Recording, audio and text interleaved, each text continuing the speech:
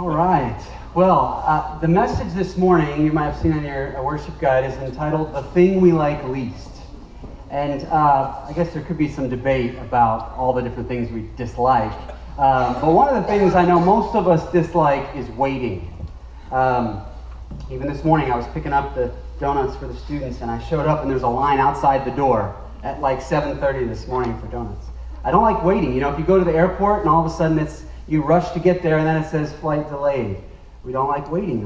Or you're driving and all of a sudden there's those construction signs, expect delays. Or you call someone and you get some sort of call center and they say, hold please.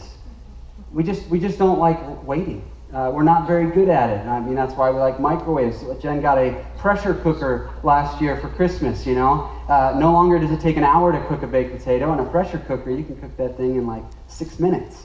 I'm not sure quite what happens in there, but, you know, you can buy a little small plastic thing and put it on the windshield of your car and you barely even need to slow down at toll booths anymore. In fact, I kind of like a little game, you know, see how fast you can go and like the thing just come up right as you're driving through, which at the airport is very dangerous because they take a long time at the airport.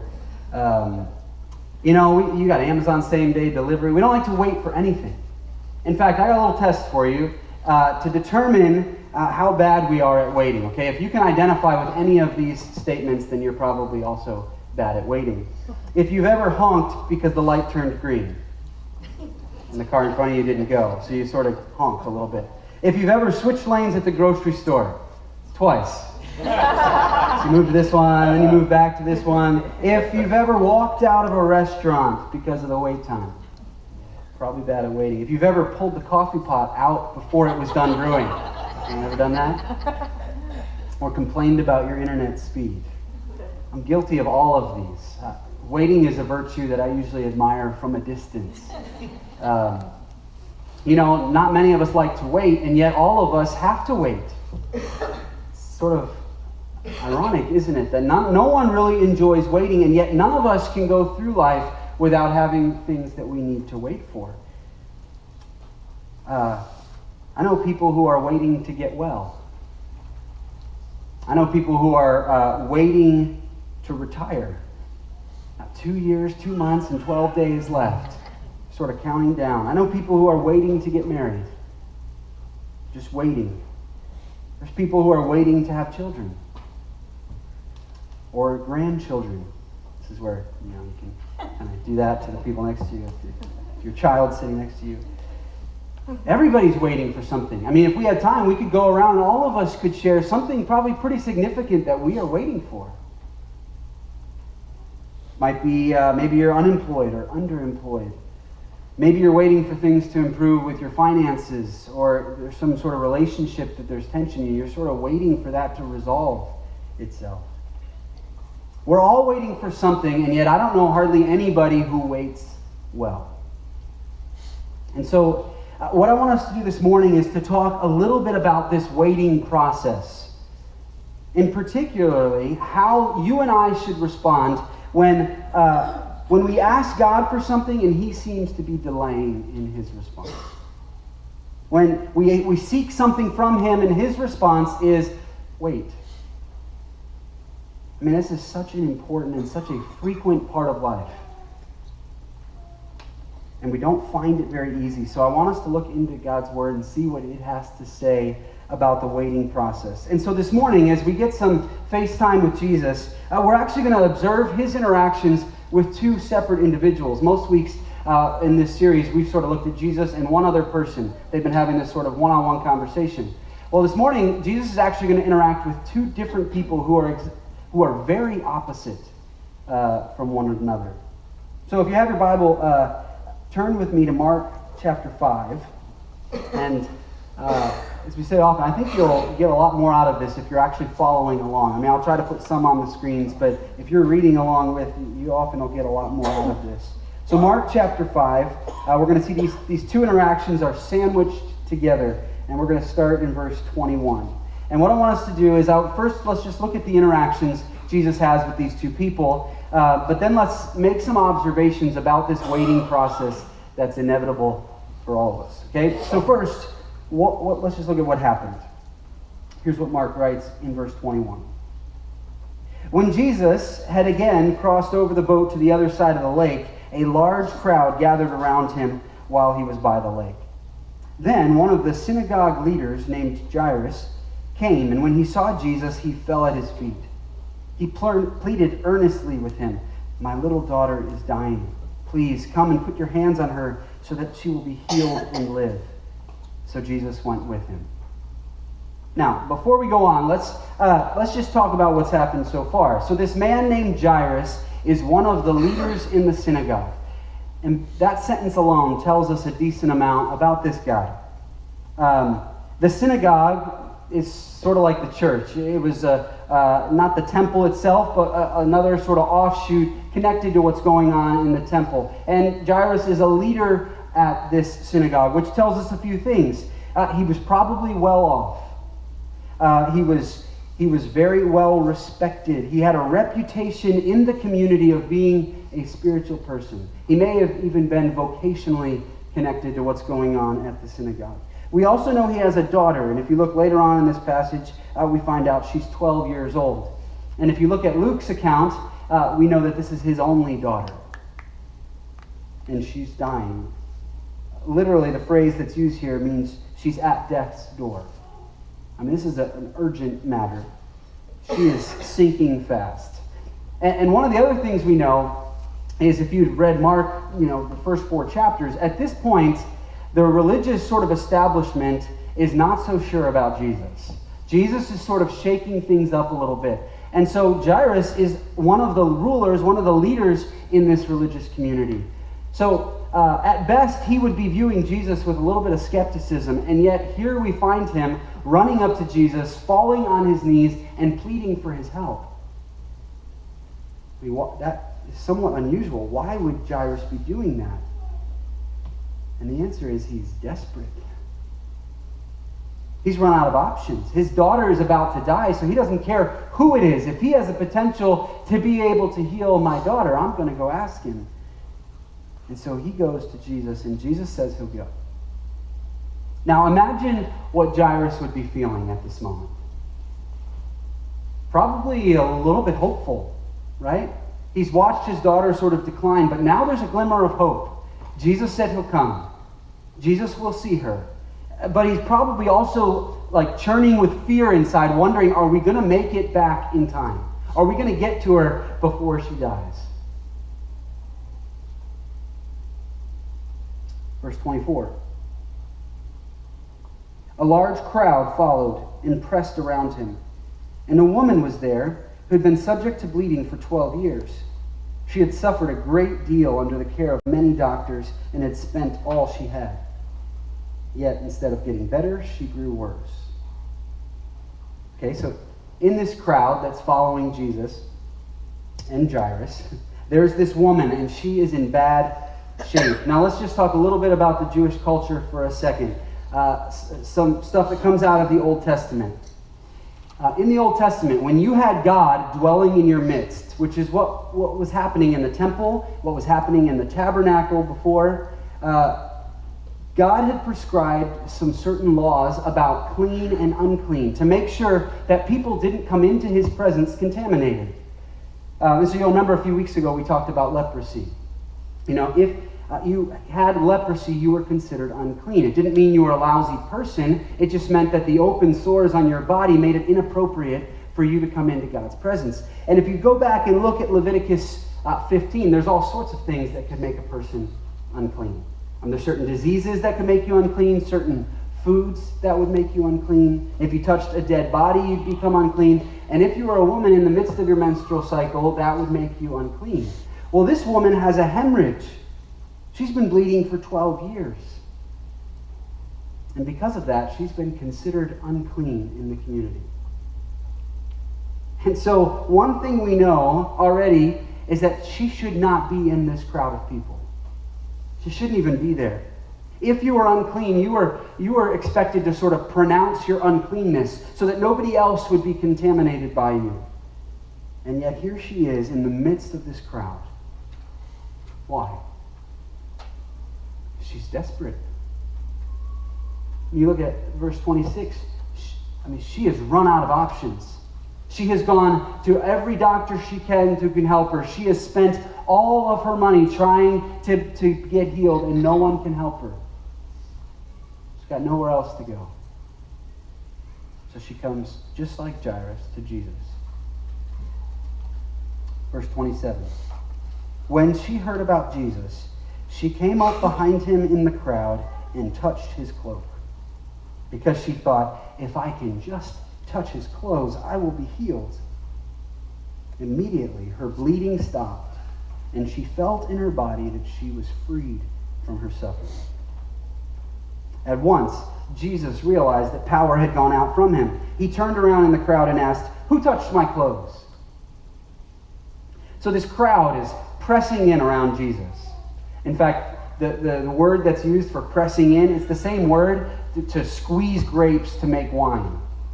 That's how crowded this is. And in the midst of this crowd, this woman reaches out and touches Jesus' clothes.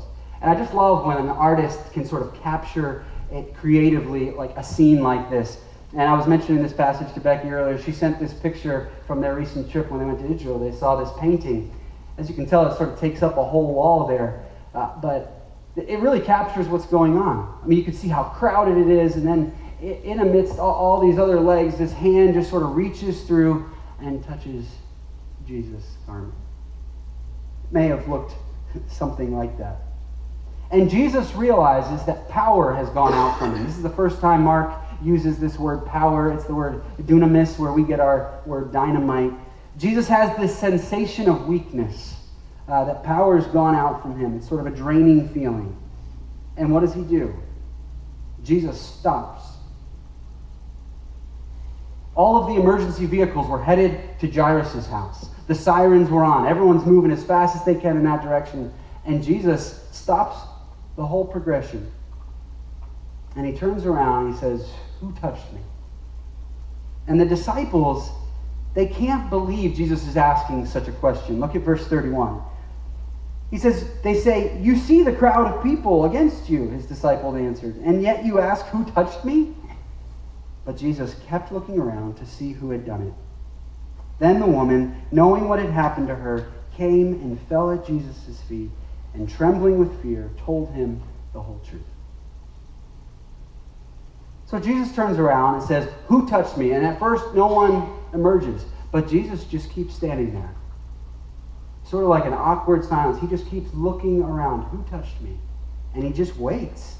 And then finally, who knows how long that took, but then finally, she comes forward, and it says she told Jesus the whole truth.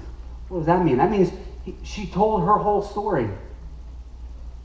How long did that take? But during all of this, put yourself in Jairus' shoes. Imagine what he's thinking. My daughter is dying, Jesus. Imagine what his anxiety was like. I mean, the disciples are a little bit irritated that Jesus is stopping. But imagine what Jairus was feeling. Jesus is attending to a woman with a chronic problem instead of dealing with the acute problem. This little girl who's dying. He stops this emergency procession to talk to a woman who's already been healed. This makes no sense. In fact, it's irrational. And it's even worse than that. It's malpractice. Imagine you're an ER doctor and two people come into your ER. One person with a chronic problem and one person with an acute problem. If you as the doctor decide, I'm going to deal with this chronic problem first, and the little girl with the acute problem dies, you're going to have a lawsuit on your hands. It's malpractice. And that's what Jesus does. And Jairus and the disciples, they must have been thinking, "Jesus, what are you doing? Do you understand the situation going on right now? Jesus, you need to hurry or it's going to be too late. This little girl needs your help right now. Hurry, Jesus." But Jesus won't be hurried. He's standing, talking to this woman. And the thing that Jairus fears most, it happens. Look at verse 35. While Jesus was still speaking, some people came from the house of Jairus, the synagogue leader. "Your daughter is dead," they said.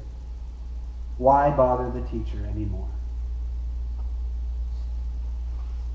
Imagine how Jairus feels about Jesus at this moment. But Jesus looked at Jairus calmly. And in 36, it says, overhearing what they said, Jesus told him, don't be afraid, just believe. So in essence, Jesus says to Jairus, just trust me. Be patient. There's no need to hurry. Now, God's sense of time will confound us. His grace, it rarely operates according to our schedule. So when Jesus looks at Jairus and says, trust me, be patient, in effect, he's looking over Jairus' shoulder to each one of us, and he's saying, my grace and my love are compatible with what seem to be like the most unconscionable delays. Jesus can calmly say to each one of us, I know what I'm doing. I will not be hurried. And so as a result, you and I will often feel just like Jairus.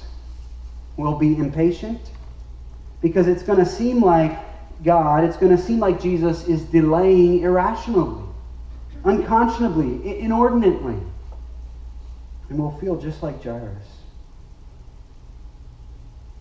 But it is precisely because of the delays that Jairus and the woman, as we're going to see, they get far more than they asked for when they came to Jesus.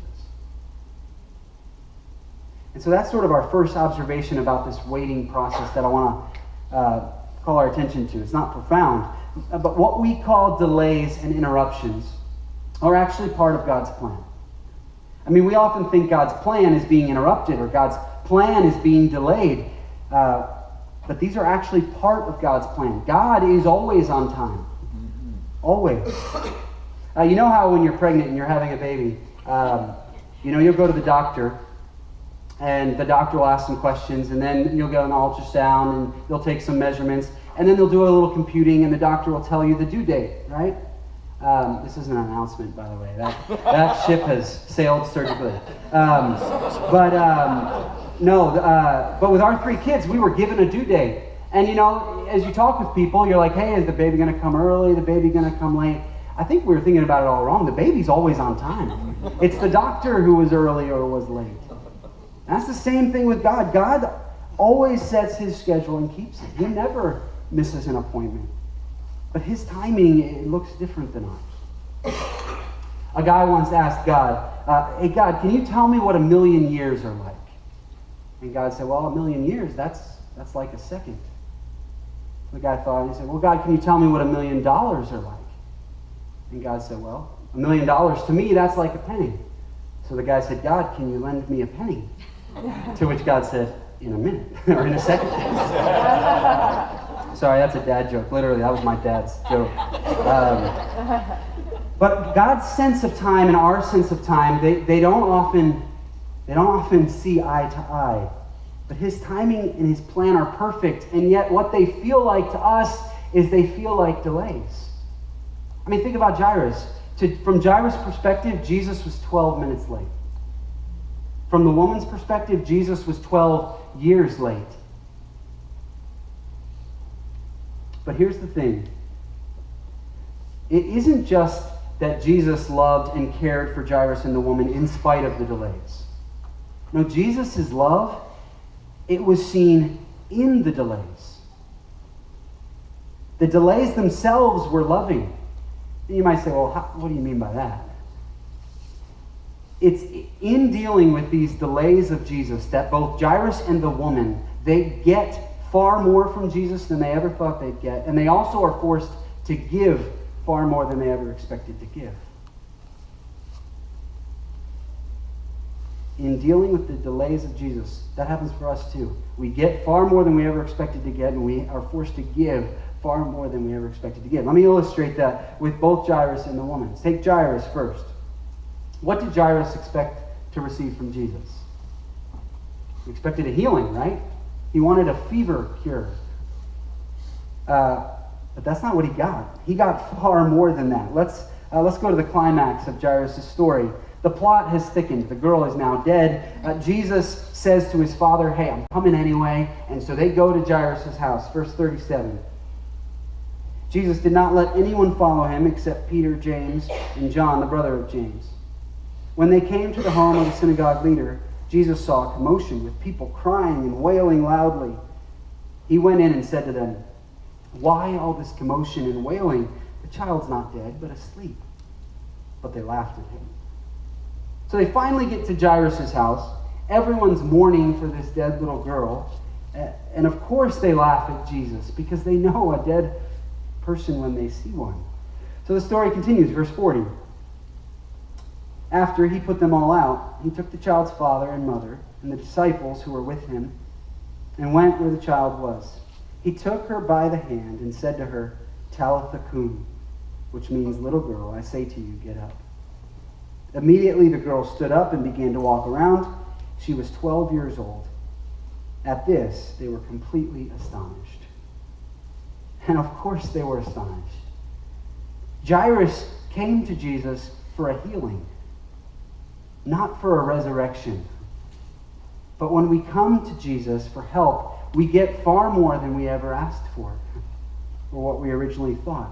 But on the flip side, when we go to Jesus for help, we end up giving far more than we expected to give. In Jairus' case, he came to Jesus thinking that he was going to have to trust Jesus enough just to get home so that Jesus could heal his daughter.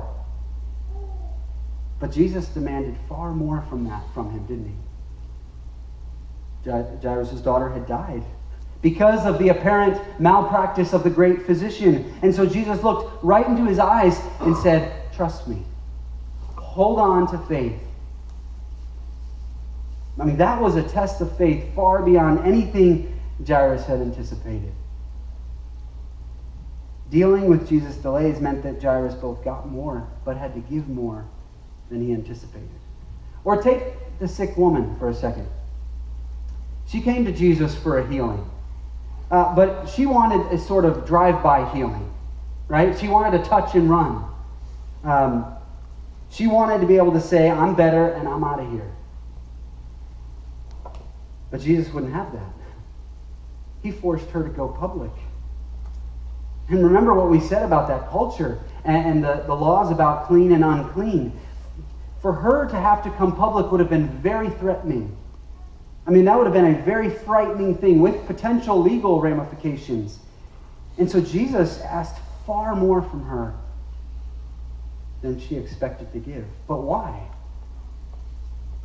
Because she needed it. I mean, she had a sort of superstitious understanding of Jesus' power. She thought she could sort of manage Jesus' power. It's all about the touch.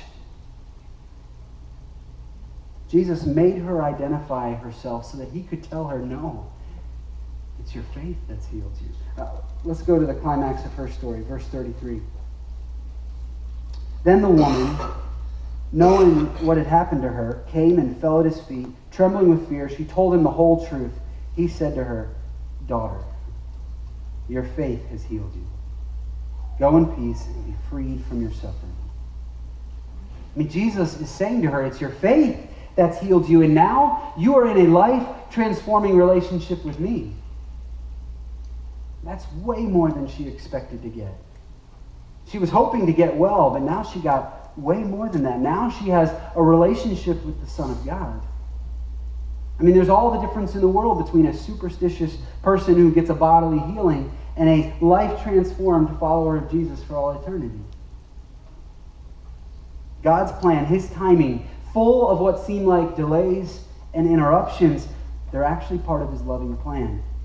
And it's a plan that costs more than we ever expected to cost, and which we receive far more than we ever expected to receive. So that's sort of the first observation. Second one that stands out here is when God's timing seems like malpractice, there is some crucial information that's unavailable to us.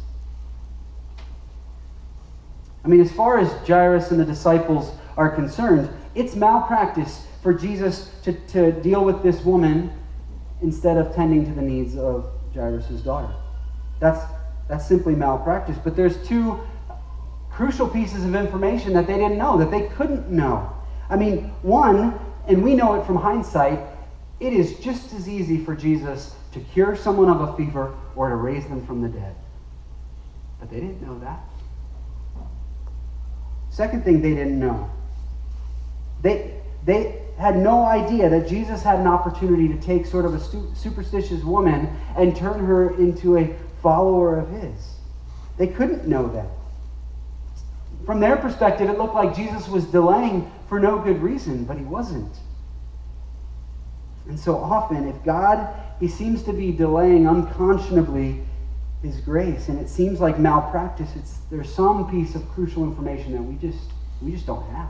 And so before coming to any conclusions about God's character or saying he's committing malpractice, we kind of have to step back and remind ourselves we don't have the full picture. We do a lot of puzzles around our house, and at this stage of the game, most of our puzzles have pieces about this size. And you look at this puzzle piece, you can actually tell a lot about this puzzle, right? There's a monkey, you can see a giraffe, there's even a little bit of banana, maybe this is a tree. So you could have a pretty good idea of what's going on in this puzzle from this single puzzle piece. But, someday we're going to get more to pieces that are about this size, that have thousands of pieces. And you look at this little puzzle piece, you can't really tell much of what's going on at all. And there's some green and some red, but I have no idea what the big picture is. And I think a lot of times, this is what it looks like in life. We're sort of staring at our little puzzle piece, the pieces of information we have about our situation, and we're trying to draw all sorts of conclusions when we have no idea the bigger picture. And so, just like Jairus and the woman need to do in this passage, they need to step back and say, you know what? There may be pieces of the puzzle that we don't understand. That's the same sort of humility that's asked of us, to acknowledge that God might be doing something that we can't comprehend, that we don't yet understand. So what have we said about waiting so far? We said it's part of God's loving plan. It's not an accident. And that while waiting seems like it's useless, there is a reason for it. It might just not be available to us yet. The last thing I want us to sort of see about this waiting process is that the more we grasp both Jesus' power and his love for us, the easier this trust me becomes in the waiting periods. When you and I go through something and we feel like something we desperately need, and we're being told to wait, I think our immediate reaction is to doubt one of two things. We either doubt God's power or we doubt his love, right? One of those two, or probably oftentimes both.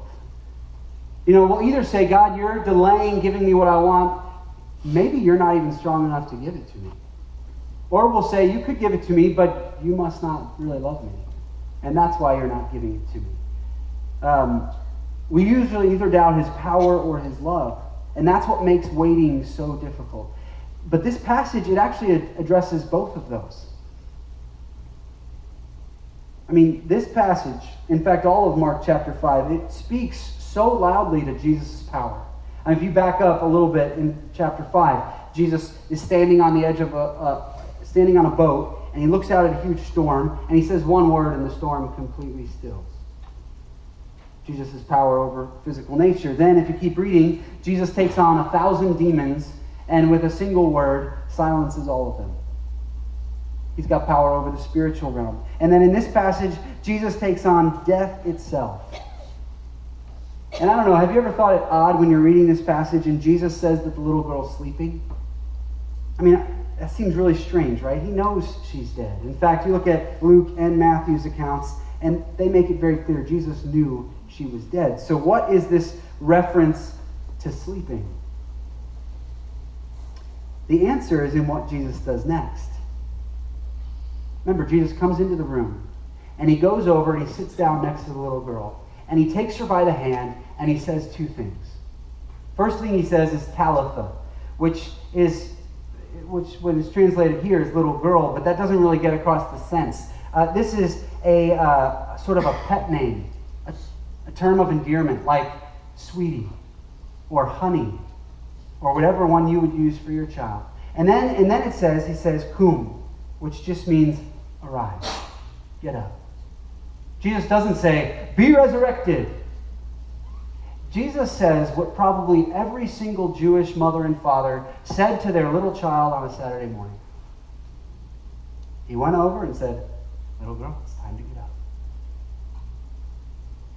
And our worst enemy, death itself, that no one has ever been able to conquer, Jesus, with a simple phrase and holding her hand, can pull her right through it.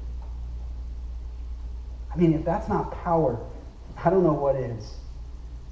Unbelievable power. So Jesus is powerful, but he's also loving. And this passage screams to the love of Jesus. Because Jesus has been summoned by a very powerful person. A very powerful person with an urgent need. And if any of us were in that situation, we wouldn't see anything else going on around us. Because our eyes would be fully fixed on the powerful person. And yet, Jesus' love is no respecter of persons. And so, when this sick, poor woman reaches out for him, he stops everything. Jesus sees every person that comes to him. It doesn't matter if you're strong and influential. It doesn't matter if you're at the very bottom of the social sort of cultural ladder, which is where she would have been. Jesus stops, says, "You are worthy of my attention and my love and my care."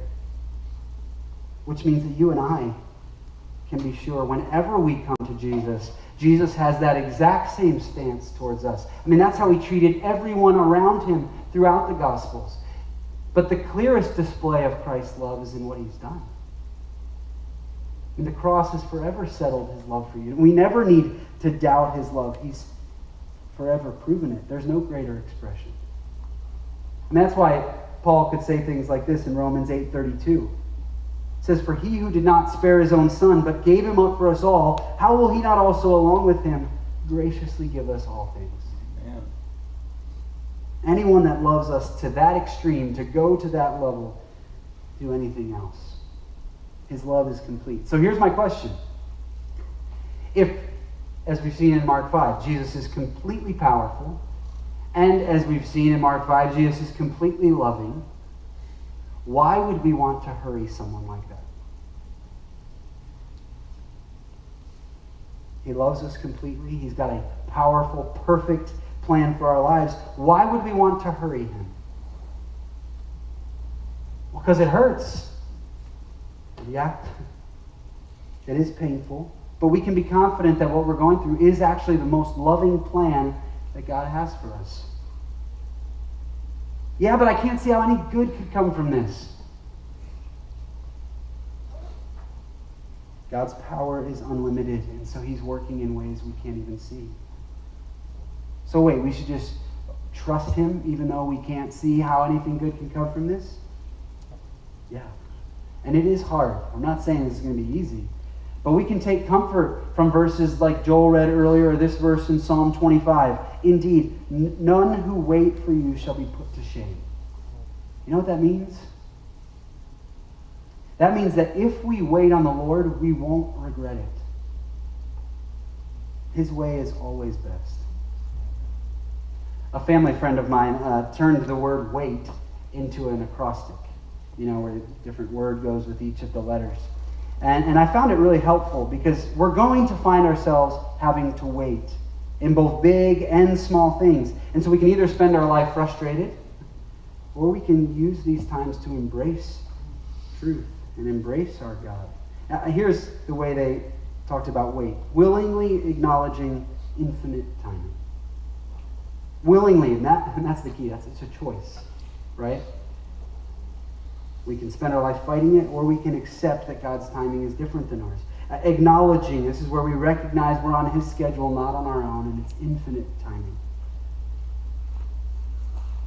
That's where we have to humble ourselves. We are not infinite. We are finite. We can't understand his timing. I think this is going to be one of the great things about getting to heaven. I mean, the best by far is going to be meeting our Savior face to face. But I think the joy of looking back over our lives and seeing God's plan through all of it and seeing how it was the best and the most beautiful and most loving plan he could have had for us that we just couldn't see. And I think over and over again we're going to say, oh, wow. And we're going to marvel at his wisdom and his power and his love and how that sort of weaved its way through our lives. But at this point we wait and we hang on. Would you pray with me?